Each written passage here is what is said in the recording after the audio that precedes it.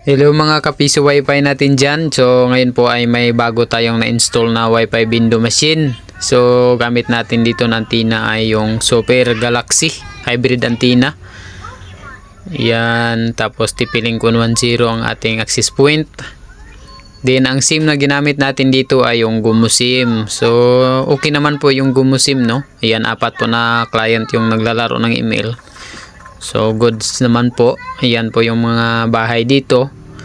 Possible client po natin yan dahil dito sa bukid ay tayo lang po ang naglagay ng wifi window machine dito. Ayan. So asahan po natin na kikita po yung wifi window machine natin dito dahil tayo lang po ang naglagay dahil napakalayong lugar po ito, no.